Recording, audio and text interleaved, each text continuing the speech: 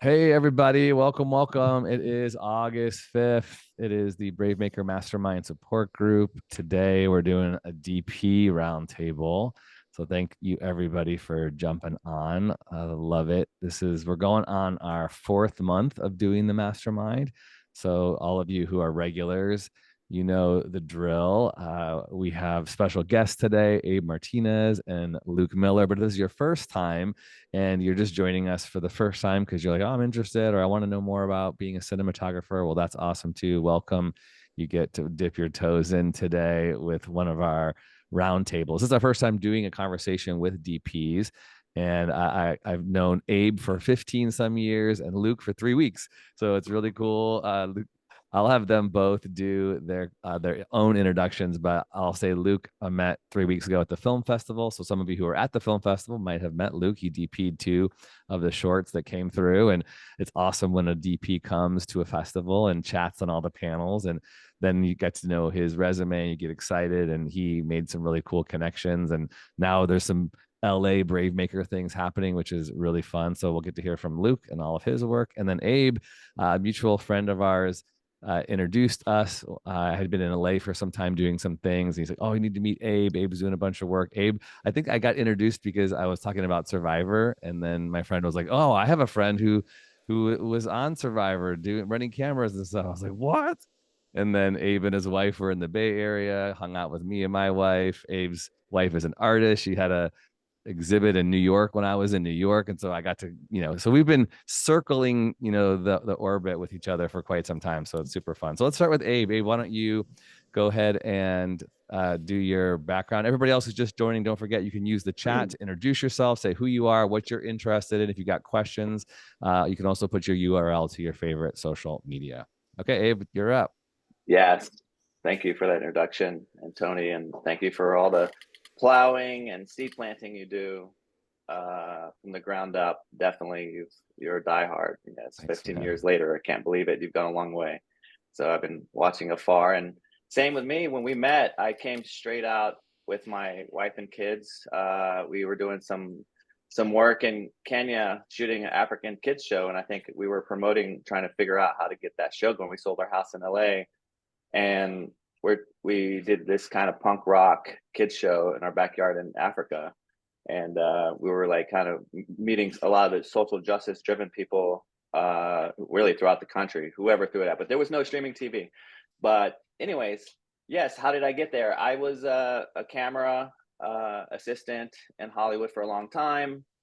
Started working at a rental house, and when I was at the rental house, I've always known I want to work with cameras since I was a kid. Eighth grade, taking photographs. Then my senior year, I just had a really great pairing with a RTVF teacher and a literature teacher who kind of knew that my skill set was visual, because I was basically a slow reader, and when I'm reading, I just see a bunch of images, so it has to go through a processing. And then I went to film school, University of North Texas, graduate there, moved to New York City, met the DP who shot Saturday Night Fever, and there was no IMDb during those days. They're like, hey kid, meet that guy. He shot Saturday Night Fever, and there he was, Ralph Boda, ASC. So I left that floor. I met his son, and went and worked on my first movie. Was with Jay Levy. Eugene Levy, Lyndall Hamilton, and it was a writer from Disney who was writing she produced her own movie, but they hired a bunch of people in Hollywood. I moved to LA and got in the union as a loader, and from there, next movie was with Emmanuel Lubezki, Michael Mann, and then Marty Brest, and so on and so on. So I worked my way up in the camera department. And since I sold my house in LA, went to Africa, things started taking off in streaming TV, and here I am. I shoot television now. And most recently, Cobra Kai, which is so fun. I'm watching. Yes. I'm halfway done with season 6. So fun. Yeah, If it you're is a fun watching, one. if you're watching Cobra Kai, shout out in the chat. We'll also have time for people to unmute and do questions and stuff. But yeah, it's been super fun to watch your career, man. And I remember just sitting with you when I Yeah. was just doing it on the side, as a hobby. or not as a hobby. I was passionate about it, but I had to work like other real jobs. I still work other real jobs, but now I feel like I'm doing filmmaking more full time. But when I heard your story about how you just sold things and you were off and running, and your sons, you're doing school on the, I mean, it was super inspiring. Really, like living the dream, living that artist life. It was always, for me, like, oh wow, like you were in like the 1% of people who really commit and live it, to the Talk about extreme. brave. It definitely is brave. And I will say, I worked at 3 a.m. on a short film last night. So the hustle doesn't stop. Yeah. So wait, are you in LA? Vet hair and everything. Are you in LA right now, Abe? Yeah, I'm in LA. I'm in Burbank. Yeah, Yeah, I baby. live. Okay, Yeah. good. Well, you and Luke are in good company. So I'm glad they just met like a few minutes ago before we started recording. So Luke, let's turn it over to you. Luke, who Well, I I think we'll uh just spend most of this hour, Abe and I, getting to catch up. So we just met, and apparently you're down the street, so maybe we'll, you just walk over and, Totally. screw this other stuff. So I got my start. I did film school for college in Chicago. Thought I wanted to be a director, but their directing program was very terrible. And for some reason, I knew that as a freshman walking in and just observing. It just seemed useless. So I kind of got drawn into the lighting and the camera stuff and the cinematography side. And luckily, they had a very good cinematography school. And then I moved out to Los Angeles shortly after that, and just kind of looked around for work and came up and started getting work in the lighting department, doing set lighting. And I kind of worked my way through movies and TV shows over the years, just moving up little by little, and eventually got some nice breaks. Got to work as a gaffer quite a bit. Grace and Frankie was a big jump for me. It was legendary cast, and it was an early streaming show at the time when we started. Nobody knew what streaming. When you said, "Oh, we're doing a streaming show with Jane Fonda and Lily Tomlin," the question was, "Well, what's a streaming show? Like, what are you talking about?" And so that, but then it kept going and just really took off. But I was there for a while, and eventually they let me start shooting the show, and that was how I made my transition into shooting again, where I'd had kind of not made time for it for maybe 10 years or so. But it being able to step into a real show as a cinematographer was a dream come true. It was exactly what I wanted, and it was good timing too. I was sort of getting tired of lighting the same rooms over and over. And so that was a whole new set of challenges, right? To tackle the same show from a different position. But over the years, as I was learning under various, excellent cinematographers, sitting and watching them work on set was sort of the real education. Film school gives you some basics, a foundation. You learn about emulsion and chemistry and all this stuff for film, literally film, that is completely useless today. But seeing the masters work on set was really, I was just always watching and thinking and saying, okay, why are they doing this? What are they doing? So that was sort of my true education, was just working in Hollywood and watching. And like Abe, I'm in Burbank in the LA area, just sort of like navigating this current downtrend in any production in town. But that's sort of how I got started, how I made my way. I don't know what else to say about that. And I love that Abe was shooting a short film last night, and you shot two different short films over the past year as we ended up the film festival at 2 or 3 in the morning. I was not in the hot tub, but I was like almost halfway. Like I was leaning into the hot tub, standing next to the hot tub as Luke and a bunch of other people were sizzling, for the final hours of the festival before everyone went home. By the way, I was in a puddle of mud. I didn't even realize up to like my shoes. When I got home, there was mud all over my ankles.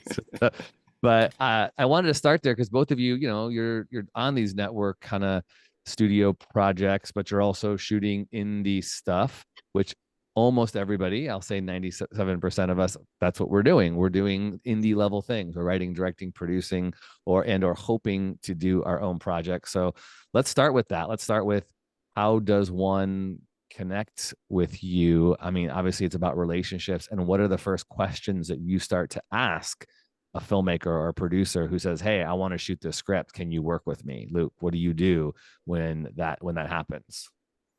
Yeah, well, first of all, I'll say the reason why I find myself doing these shorts is that when you're doing something like a long-term series, you don't really get to change anything. You're sort of you establish something and you want to keep it kind of consistent.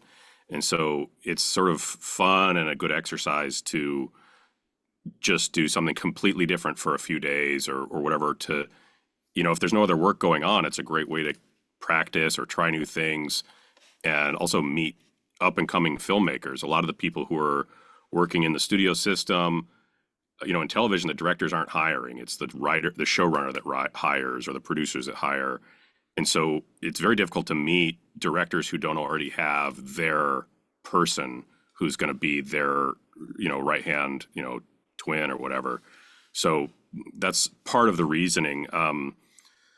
But to get started, I'm beginning to learn. I did 3 shorts over the past couple of years, and I sort of learned a few lessons along the way of like, what are the questions I'm going to be asking about when someone says, hey, I'd like to get together and do a short. And like, I'm starting to realize that I think something's important is I need someone who's going to hire me to have a producer who's not the writer, who's not the director, who's not an actor, an additional person who's producing their short for them. Because I've seen too many people get spread so thin trying to wear every single hat and answer every single question, and they're left without the ability to actually direct because they don't have their time, they don't have the mental capacity to do so many things, especially when people are just getting started and it might be their first project. I also think it's important to have some true idea of what your real budget is, because people will often say, well, I have these big, huge dreams, but we can't make it a reality because I haven't raised the right amount of funds. So basically aligning the dreams with the actual funds, I think, is important. Just that's for someone who's like myself. I want to make whatever your story is the best it can be, or what it should be, what's right for the story. And if the story doesn't align with what we're capable of doing, it breaks my heart, because then we're not doing your script justice, so that's something that's kind of important to me. Doesn't mean it needs to be a big budget. It just needs to be appropriate for what you're doing. And then it just needs to be an interesting story. I like people who are passionate about what they're making. I've done a project with someone who was saying, oh, well, I just want to be directing, so this is the movie I'm going to make.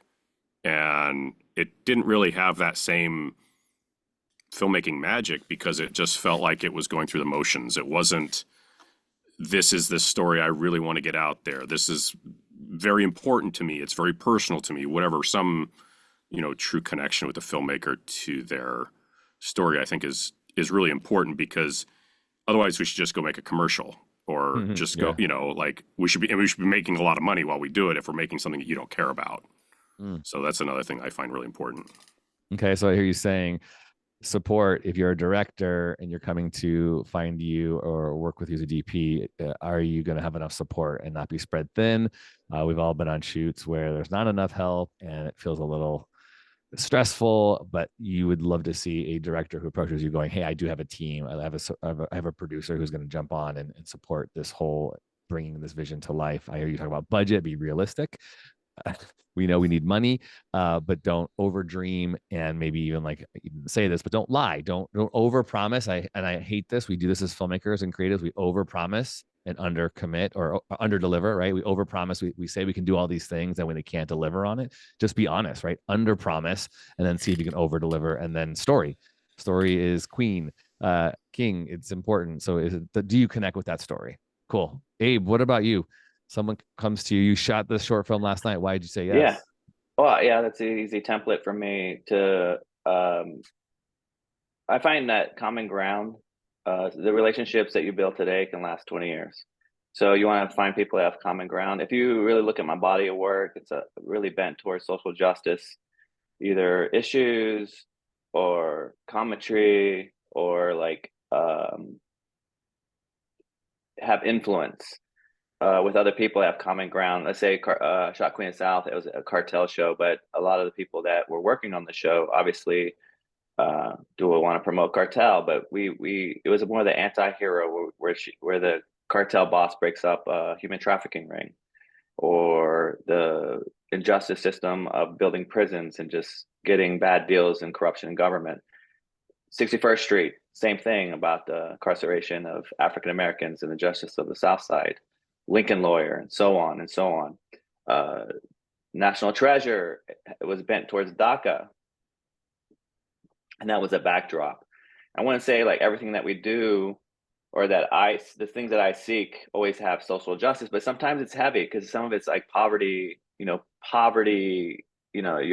shooting all these things that it's not real, how the South Side looks or how the slums look even. So what I try to do, I feel like I'm a contemporary. I classically trained camera assistant, meaning working for the Legacy Studios. I was in my 20s riding around on a BMX bike and Warner Brothers and working. But when it came to my turn, when there was a room at the table for me, and voices that surrounded me were a lot of women. I work with like 90% women directors now. A lot of the shows that I do have a multi-cast of people of color. So it's very, very modern. I think streaming opened up more voices. So with that, it's kind of reading the atmosphere of the market, because before we were shooting, I was told when I lived in Africa, I worked with two very prominent directors now, but when I met them, they weren't. They just were dreamers. And when I shot their projects in Africa, and then I'm working on bigger movies, even like something like Django Unchained as an assistant, I meet other producers, say, hey, take my friend's script, or who do I talk to get the script made? Kind of back channeling advice for my directors in Africa. I was told to a lot of high level producers saying, well, no one wants to hear about African superhero movie. And then of course, what happens with Black Panther just kind of knocked out of the water. So the timing is everything, depending on your story. What's trending, what's popular, and then you start looking for those type of projects. So to be a pioneer, to be a forerunner, is very, very challenging, the market. Because when I went and sold my house to go do an Afro punk kids show called This Is Africa, and it's basically showing all the wonderful things in Africa to take away the identity of what Africa was in terms of fundraising. When you see the kid in Africa and the flies flying around, what I wanted to show is a bit of dignity and to reclaim a point of view, because that's when I'm in Africa, that's not what I see. Even if I'm in the slum, it's very clean and orderly, and sometimes you can only get justice through the mob boss who runs there, because he's running security. If there's missionaries, like if a missionary wants to set up a project in the slum, they don't go to the Kenyan police because they want corruption. They go to the mob boss, and the mob boss says, leave her alone, she's doing good to the community. So there's a lot going on, and that's a project that I funded, selling my house, buying 5Ds and start shooting. And I was working on like major motion pictures as an assistant, turning down calls on Born Identity, and turning down big things. And they're like, hey, why are you leaving Hollywood? I say, well, because I want to do good with my camera. I want to be able to push a story that's going to change lives. So I'm still that way, and that's how I look at these projects. But with even on the sets like Spider-Man, you find people who have common ground, and you just kind of circle around those and rally, and you'll see a change. I literally came across these guys who were shooting a YouTube series, and supported them, and we shot this like 5D run and gun out of a Hertz rental, and we shot this project. And my last call from them, Final Destination 6.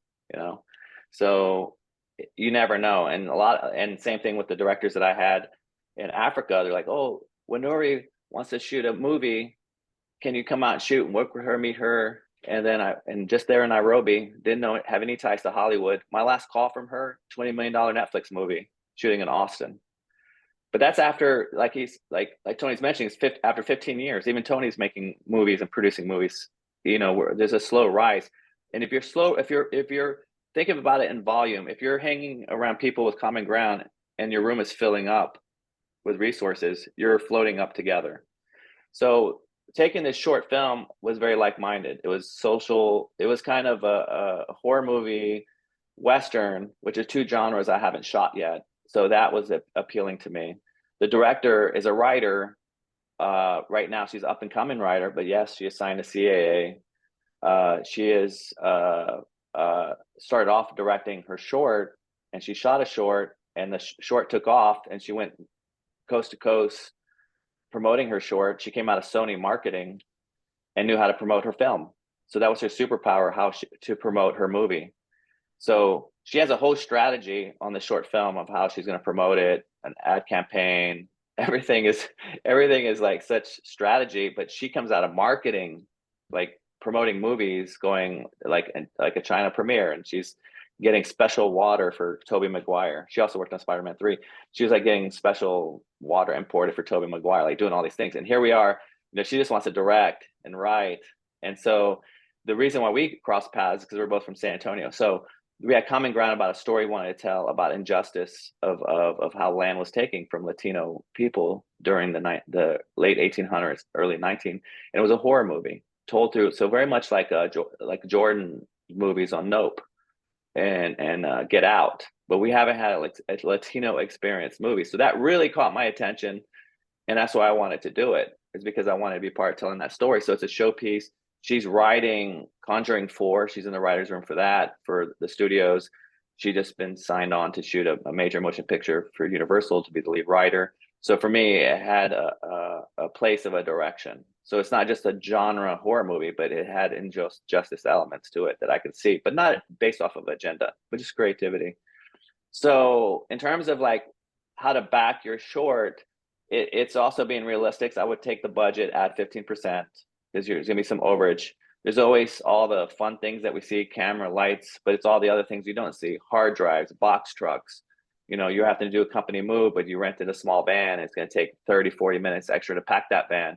So there's always a little additional costs that you'll have to figure out. So add 15%, coming from a person who sold their house literally and bought 5D cameras, produced a $76,000 spec, came back to, when I met Tony, came back to America and with a wife and kids, and had $75 to my name and slept on people's couches. And that's where I still am, almost. I didn't end up buying another house. I don't even own a car. I'm still living the life of living off people's couches if I have to. So, but here I am shooting major motion projects, but we're still using that money to forward the cause of people who currently are displaced, like displaced immigrants. Everything is to figure out how to promote that. So nothing goes into, everything is, all my funds go towards pushing cause and how to do things. So you take your short, when you're interviewing a DP, just figure out what their desire is, just how I said everything, like common ground. If you have common ground, you have to work with your heart. But number one is story. Number one is to capture your heart. And much like Luke is saying, it's a time to experiment, to explore, to try a new team member. I tried an African-American Steadicam operator. It's been wanting to work with me. So it's a lot less risk, but I've known her forever as a camera PA, and now she's a Steadicam op. She came out and operated the camera. So it's like multifaceted reasons of taking a short, just to find out what those underlying issues are for the DP, just so you can have a better read. And then also what I find, what it can be enticing to DPs, is that we bring so much value to your project, that meaning like it's almost from a producer level, because I just had a camera package that I used for free. And that was a value line item on a short film that, oh my gosh, you got a free camera package. So what I would say is add the DP as a producer to bring him in on the project. Because like Luke is saying, he directs. Maybe there's an opportunity to get like a second unit stunt directing part or something, just to build a credit. Depending on the level of your DP, he's at naturally at a very high level. But you just, even now, like, even though I worked on all these things, I don't have a producer credit. And just, me saying I'm a producer and being a Latino, you're adding another Latino producer in the universe, which is very rare. So, and it's also, why should we promote you to be a producer? So it shows bones that I produce, which I have. I mean, I did a sold my house and almost live homeless. So so just find out those issues are, and figure out what everyone, and much like when we mentioned the element of brave, knowing what everyone's superpower is. If your DP comes out wanting to be a director, you're going to get a little extra plus there. If your DP comes out of gaffing, you're going to get killer lighting. You're going to get so know what all the pros. And a lot of times the DP might be wanting to work on the cons. So I come out of lenses and technical things and camera, but maybe my lighting isn't as strong, and maybe I want to work with a new gaffer, maybe like just to figure out how to do that and make it work. Number one, I don't work long hours, so don't go over 12. Okay. Make sure the food is good. Don't do sandwiches. Spend some money there, make everybody happy. Make sure the food's hot. Take lunch at exactly when it's hot.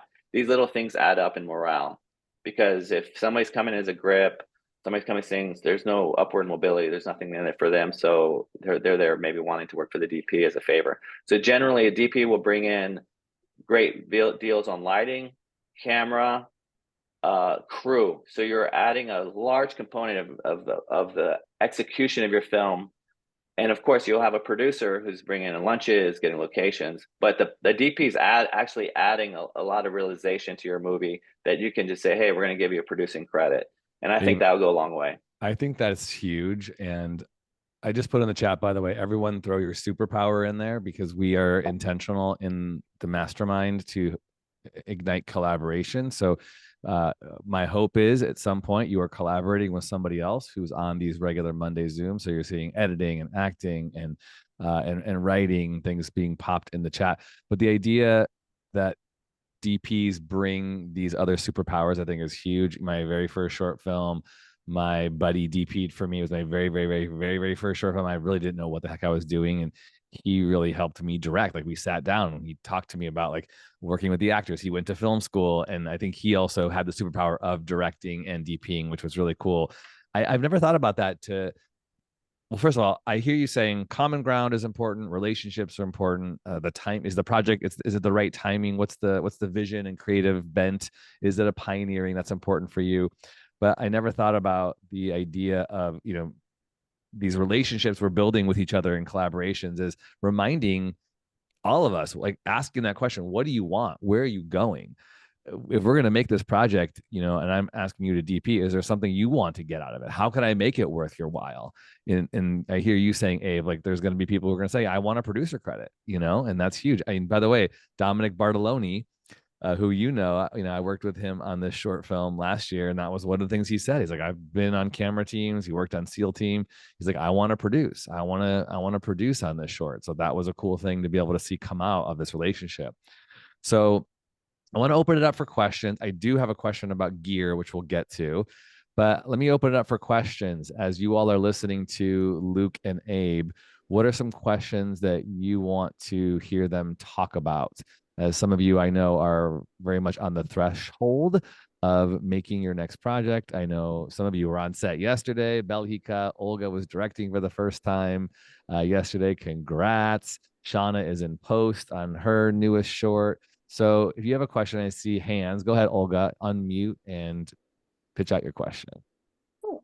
Thanks, Tony. Hi, everyone. I'm Olga, writer, producer, now director. And my question is about working with DPs and creative teams in terms of honest and productive collaboration. Both of you shared really good tips of what to look for and how to look for talent and really engage people.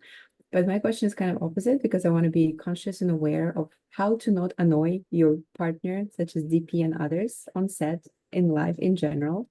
And my question is, what are the most annoying questions a director or producer can ask a DP so that DP will never want to work with them again, and tell everyone they know and can never talk to that person? Luke, we'll toss it to you. So things to avoid basically is what you're looking for, right? So I think it's very important for a director to do her homework. Know what you want before you start talking. I think it's important to talk through every scene multiple times in prep. Prep is very important. But if we're talking and say we're talking through a scene and you have no idea what you want, but you aren't admitting that maybe, I'm just there trying to figure out what you want and how to give it to you. So if you know what you want and you've done your homework in advance and you can say, this is what's important to me, this is what I want, I have an idea for this shot, it's specific and I need it.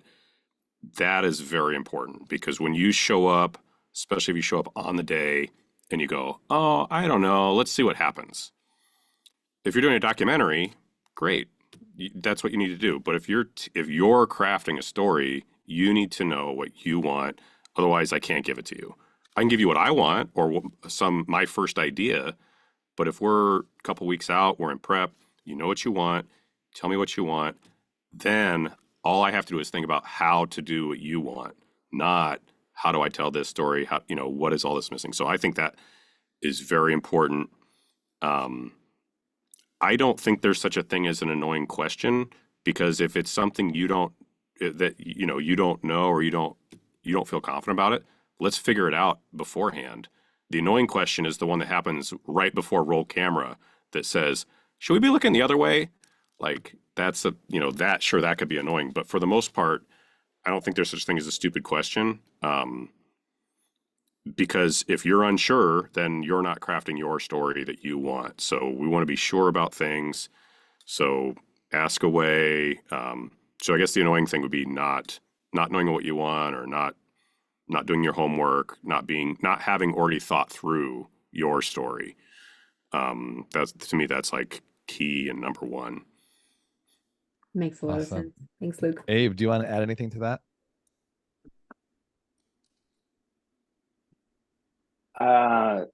Generally, I think, I think short films, are you just saying in general, or short films, like in general? In general. Thank you. Well, it's just kind of knowing what, it's just a growing experience to know, if you're on a short film and there's generally there's a air gap in the process. Like even this last short, we didn't hire a script supervisor. So continuity was a thing and an air gap, but my director had to pick up that role. I think Luke touched upon that a little bit, that, there's savings that we're trying to do. And so to pick up that role, then I'm also trying to help with continuity. Don't hire an art department. Like there's so many air gaps. So a lot of the questions come up with me and I'm like, well, that's not really a role that I do, so I can't, answer that. But I think mostly when hiring a team, you really have to see, like how you have baseball cards, you have to see what everyone's, strengths and weaknesses are. It's just as a producer, think about the bigger picture of the talent that you bring to the table. Because that's what producing is, right? You're producing something. So to exercise a strength to say, really know the team that you're putting together and where the air gaps might be. Because art department, oh, well, we're just in a cabin. There's nothing much. There's really no props. I don't need an art person. But then somebody's got to move tables and furniture and do these things. So it's taxing on the crew. So it's just really checks and balances. I think we as artists, as creatives, as filmmakers, as dreamers, will think of kind of like the icing on the cake. But there's so much that's happening with the oven and having to take it out and doing all the not so much fun stuff. And there's really, why would someone want to come in to like dig a hole, So I figure those are the air gaps that will slow down everyone else's creativity talents. Because if you're bringing all this talent to the screen, but then we're all also having to exercise. I was out there like with a broom on the Western taking people's feet prints off the set. That was me doing it. So there's nobody else to do that. There's no one else to do lockups and sound. So it just really slows down the art. Your actor's trying to act, you have a kid, and you don't have enough PAs out there, who wants to come in and work for PAs for free. So those things will devalue a lot of the project. So I think finding some diehards that really want to go out and then just, oh, well, we're doing a rehearsal with talent, but how about do a rehearsal with your PAs? Carve out a Zoom meeting and say, hey, we're gonna have some lockups, just so everyone is clear on the page. It takes time out of people's schedule to do Zoom. So it's kind of all the things. So when you really trace back your questions that might be annoying, ask yourself these questions, like, what is this even a department? So just set it up like, I know it's not your department, but do you have any thoughts on this? And just kind of preface it by that. Good. I also love the idea of just being overly prepared as much as possible, and asking, like, it's not an annoying question to ask, like, am I missing anything? Like asking your team, could I be better here? So that's really good. Thank you, Olga. Olga also does a lot of the behind the scenes and making this possible. So creating the promotions and working on the registration. So thank you, Olga. I appreciate you. We're going to bring Can I up. add one more thing to Go ahead. that I should have said to Olga is, it's okay to not know, but then try to figure it out in prep. And also your plan changes on the day. But if you don't have that plan in place, that's when you totally lose time, and you know, like Abe said, the creativity goes out the window. But if you had a plan, then we can adjust. But it's just plan, because everything's going to go wrong. But if you didn't know what you were going to do, then, you know, you're lost from the beginning.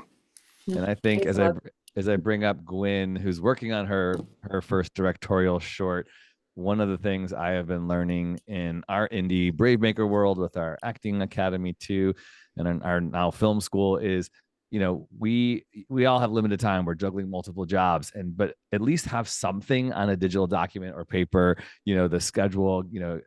Tonya, you're up in the question spot next. Tonya, who's a great AD, it was like, get people to think through what you're not able to think through, and help you plan, so that the DP can at least go, okay, what is the schedule for today? Here it is, to the best of our ability. Well, that's a lot of shots. Okay, we're gonna have to lose 10 of them, but at least you have something in place. Because I've been on too many shoots where it's like we just got a camera and people are showing up, and we're going, okay, let's just hope we can get all this stuff covered.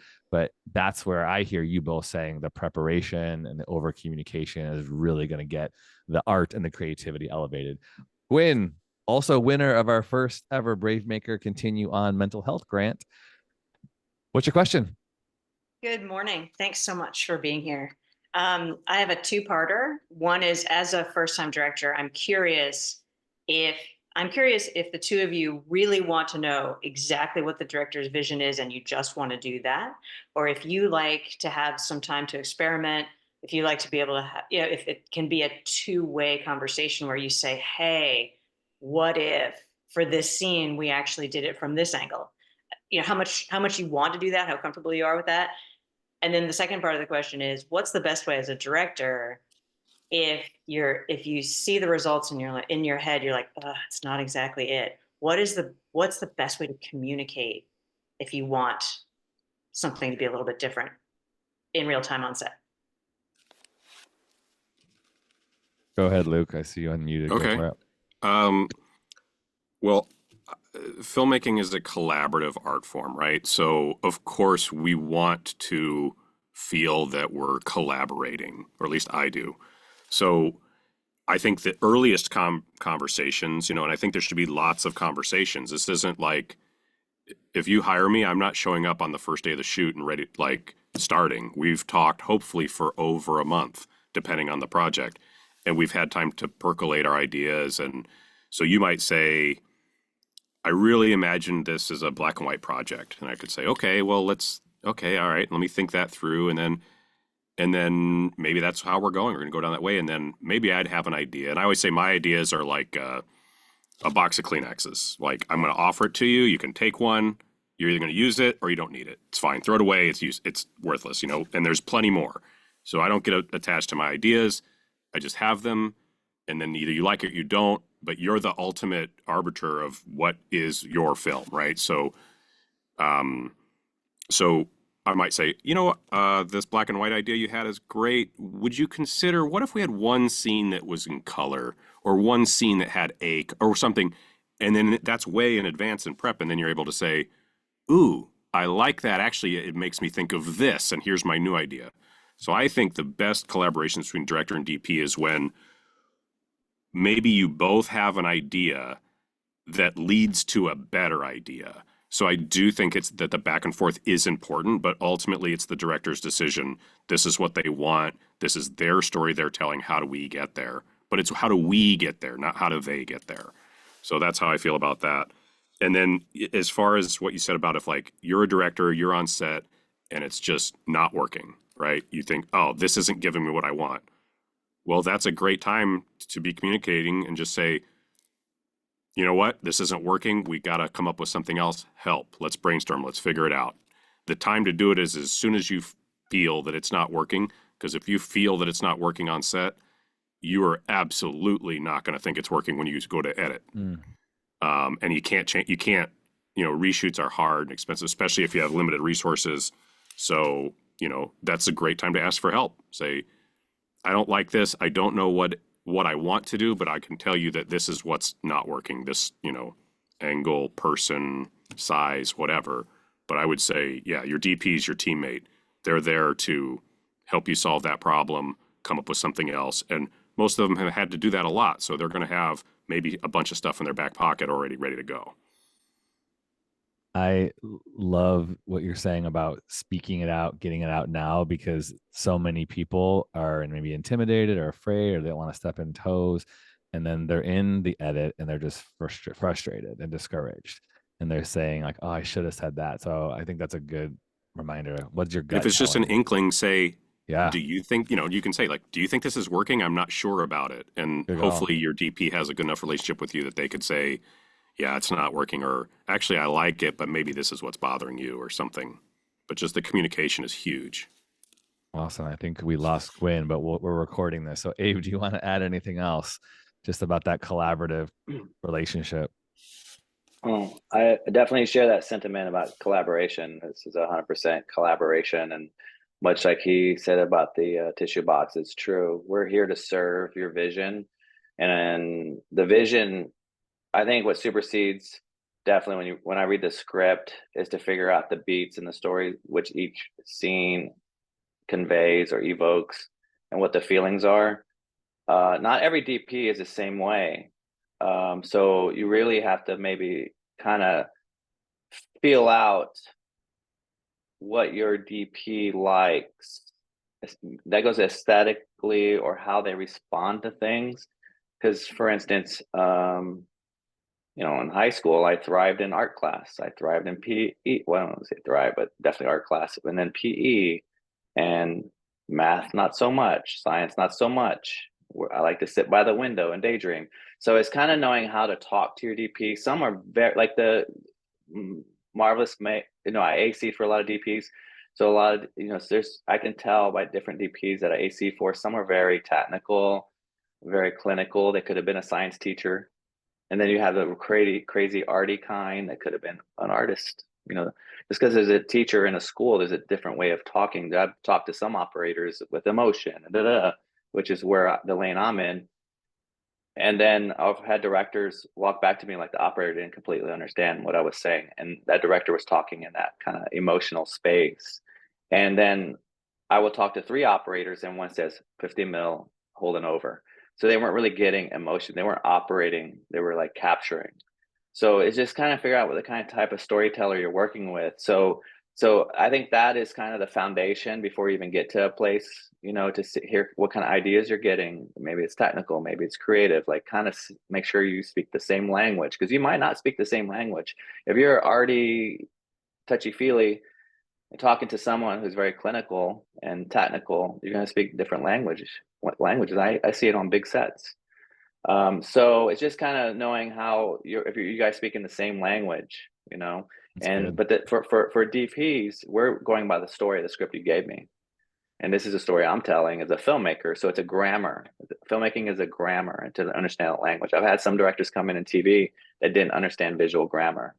Because you're editing a scene that you're having coming off the previous scene, and you have a certain emotion of loss, and then you're ushering the audience into the next scene.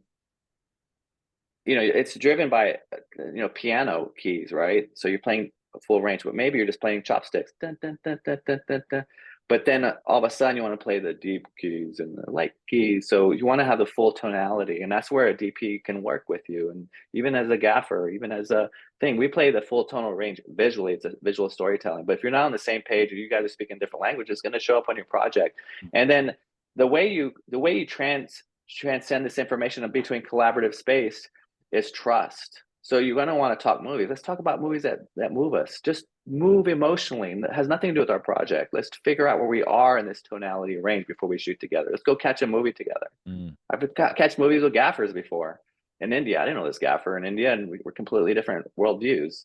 And we go to the movies. He's like 29. He's like, "Are you ready to go catch a movie?" He's like, "Well, let me call my parents, see if I can go to the movies tonight." He's 29. And then we went to go catch a movie, and I'm on the back of a moped holding him. And we're zooming in and out the streets of India. There's like cows and these things. But I hired a gaffer I didn't know, and I was like in a totally different space. So I had to figure out where our worldviews were, that big of a range between me and my gaffer, and to build trust. We went and saw movies together. We ate together. I'm eating with my hands. Like, I'm really getting out there, leaning into his culture. So really put yourself out there on the back end. Don't know, even if you're collaborating, that is communication. And in that communication, are you speaking the same language? But for Luke and myself, it goes straight by story in the script. And we can say, okay, if you want to start here, the door opening and waking the audience up from a previous sleep sequence, so showing someone sleeping, then the door opens and you kind of get like a little jump scare or something. So just an example. Yeah. I am resonating with what you're saying, and we'll do Tonya and then Stacy, and then we'll probably have to wrap up because we have 10 minutes left. But if you are a director and producers too, I think those relationships and building off the set before set are really, really important. Not everybody has time to do it, but I think you'll see it's an investment that will pay off on set because you feel like you have each other's back. And I've definitely worked with DPs that I maybe have felt maybe patronized, because maybe I don't know enough, or they think, I'm doing things wrong, and there's like condescension. You go, oh, this doesn't feel great. So let's pull aside and see what we can do. Can we solve it? Can we fix it on set? Sometimes you can, sometimes you can't. The other thing I've noticed is you say if your relationship's not gelling on set, you're going to see in the edit, which is definitely true. I've also seen it impact actors. I've seen, the director and DP relationship I have had where the actors are feeling not safe because maybe the DP and the director aren't agreeing, and there's talk, actors listen. Every whisper they hear behind a camera, they think is about them. And so I've had to like tell a DP, like, let's go over here to make sure that our actors aren't being impacted by what we're talking about. So I think what you're saying is so crucial, and all of us can take this away. I know it's limited time that we all have, but I think if we can carve that out, even if it's just on a Zoom, it will benefit us. Tonya, your turn. Then Stacy. Yeah. Hi, everybody. I have actually two questions. One is, when you go to a first meeting to your future DP, what would be nice to have, like a mood board, or maybe a more elaborated thing like a storyboard with how you see the possibility of shots, like for each scene? How deep should you like work on it, or you work through many things like, while you are talking, future discussions, etc. The second question is like how different are interactions between the DP and the director on big sets? Because I know how it looks like on like shorts, and like something is added on big sets, or maybe like you have less communication. How does it look like? Thanks, Tonya. Also a great AD right here, everybody in the chat. Make sure you connect with Tonya. All right, we got a few minutes for this one. Luke, let's go for you.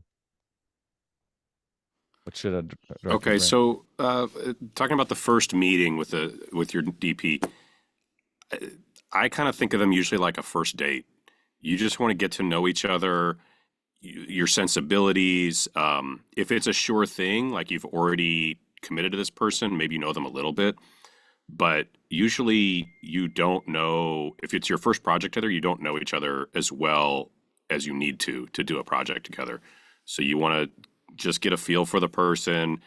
But as far as like what kind of materials to bring along, I would say, depending on what stage you're at, bring whatever you've got. Don't make something special just for that meeting. But if you have a mood board or you have some like a pitch deck kind of thing, that's great. That's a great tool, because what you need to do is communicate to your DP, this is what I'm trying to do. And that first meeting is a great time for that DP to say, I think I understand your vision, or I'm not the right person to do this because XYZ, this is a, something I'm not good at, or something, whatever, so I would say you don't need to go deep into the weeds on that first meeting, but you need to figure out if you can work together. I'd say that's like Abe was saying earlier, it's a relationship. And when you're on set, you don't have time to figure out what that person meant or why are they looking at me funny. Like, you need to just have a trust built by then. So that first meeting is mostly about it's like a vibe check, and can we communicate, and can I understand what your ideas are. And as far as the differences between a small set and a big set, on a small set, maybe there's 10 total people making this film, so there's just not nearly as many people to talk to. On a big set, there might be 10 people in every department or more. But there's a lot more like spreading of information through department heads, right? So like a DP on a big set is going to spend time talking to camera operators, talking to the director, gaffer, key grip, on-set dresser. But I'm not going to spend a lot of time talking to the electricians or the grips or the PAs. There's just not time to do that. But so it's on a small set, you just don't have all those ancillary people. You might only have department heads. But is that kind of what you meant by that second question, or am I way off base? No, I guess my question was more about like, is the interaction between the DP and the director different on a big set and on a small set? I think on really, really big sets, there's much less interaction between the DP and the director because they both have so many other people they're talking to and going on. But the same communication needs to happen.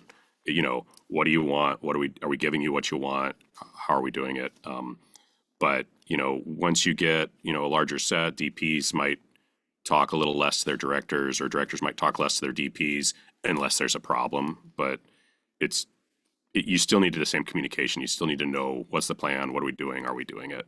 The bigger the set, usually the less you get done in a day. So there's less shots, there's less to talk about. Abe, do you want to add anything to that? And Stacy, get your question ready. Yeah, I shoot a lot of television, so as much as Luke said, sometimes I'll rotate, sometimes I don't, alternate DP, and I can sit and prep with the director. So by the time I show up to set, I prefer I barely talk to the director usually on a TV show. So, because we know exactly what we want. So we don't even have a conversation. When we cut, we're off to the next set already. We all walk over to the next to start rehearsing, and we know what we need to get. So all the communication, the biggest tip that Luke said earlier was have a decisive, know exactly what you want. That's the easiest form. And then within that, I do rapid fire. Even my son told me this morning, he told his mother, it's like, yeah, dad offers up on the short film, like all these, like the tissue box. But the way my son said, it was like, my dad likes to show him a menu. Do you want this? When I see that there's no decision, I offer 3 things real quick, because DPs have the ability to work with many different directors, learn different techniques. It's the best shadowing experience, hands down, by far, than any shadow program. DPs work with directors, so we get to learn different type of styles and offer you menus for different techniques. We work more than directors, so DPs always are doing this day in, day out, so you'll get a lot of ideas. But if you know what you want and early in the prep, we can really make that happen to you really quick. So the conversations are way different than the short film for me in terms of television, because we just work so fast. Everyone knows what they want. And then when I have somebody that's a first-time director, then it's very similar to a short film. So I think nowadays you have a lot of great shadow programs of different people coming onto set. So just knowing the DP will have grace for you and help you along. We want you to succeed. So all the questions are there to help, not annoy. So there's no stupid question. Absolutely not. So just know that, but you got to have some sort of form of communication to DP. Get to know them, but just don't bark orders out at them that they're here to make your movie. So get to know them a little bit. So have it come in that way. Yeah. Thank you, Tonya. I was just on the Mr. Peacock show with Steph Curry a couple months ago, and I was so it was like wild how fast they moved, and the DP, you know, it was like so inspiring how many things they got done and so quickly. Stacy, you're up. Last question. I just have a quick question about money. So I've known my DP for 4 years now. She's been a DP for 15 years. She's excellent. She's a member of IATSE. And yes, the industry's slow now, so she's not working that much. And so for my film that I want to film in the fall, I'm wondering, and I've paid her in the past about 500 a day. Well, 500 a day. And I'm just wondering, and I don't want to lowball her, but like comparing it to other people on set, I mean, I'm not going to be paying them 500 a day, and I don't want to. So I'm thinking like my actors maybe 250, 300. I don't know. I can negotiate, but I don't want people to talk and be like, "Oh, she's paying the DP 500." And then the actor's only 250, or should I just talk to the DP and kind of see if they'll be willing to lower their rate because of the time and because this is an indie low budget film? And I know you guys can't really answer that, but no, I can answer it real quick. Not a problem. Very easy for me. Just so you know, DPs do a lot of work at home prep. They're doing calls. They're bringing in crew. So even if it's just, if you're paying just, if you're not paying them for a prep, what you can do is to clean your conscience to say, hey, you know, they did a lot of prep work beforehand. So that extra money is going into the prep. So it's not a problem. If the DP, if they tell you a rate, go for it. Don't worry about it. They're gonna prep. They're gonna, like, even the short film, I did 2 lens tests. No one paid me, and it's like a full day, right? So, but I, you know, I didn't get paid because it's for my reel. So it sounds like you're beyond that place with her or them. Is that it's not for her reel. So, you know, there's other things that she's got going on, or he or she.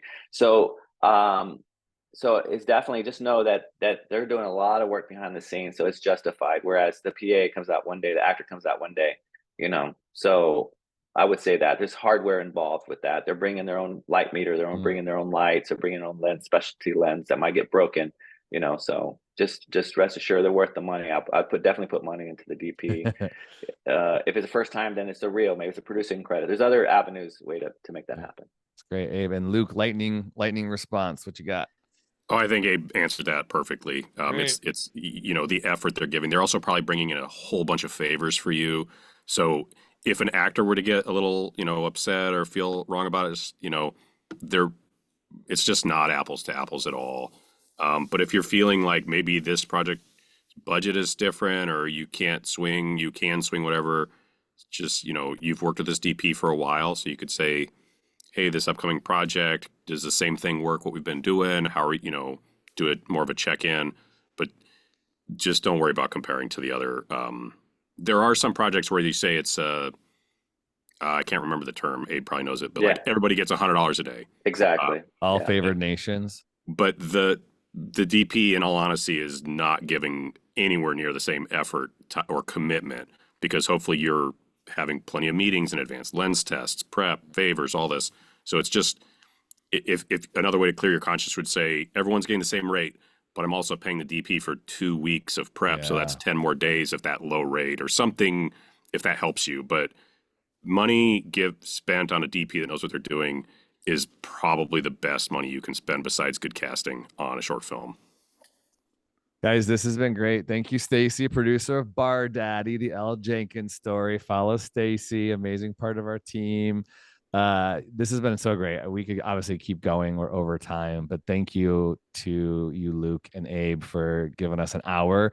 Everybody else, their links are in the chat. Please follow them and, you know, reach out to them. Maybe you'll work with them someday, as they both were saying, relationships, right? Finding common ground, the story, the budget, all of the things that we want to do to make films. It requires these kind of things, connections. So I'm very grateful for both of you guys. Watch Grace and Frankie, Cobra Kai, all the different things. Comment on their posts. We really try to instigate a creative and collaborative and warm community here. Next week, we have Brittany Nichols, who is a writer and producer on Abbott Elementary, the now Emmy-nominated again, Abbott Elementary. So she's going to be with us talking about writing and producing for television. So that's next week. Great. Anybody else have any final things? Put it in the chat. We really appreciate you, everyone, saying thank you. Appreciate your insights. Thank you all. Have a great week.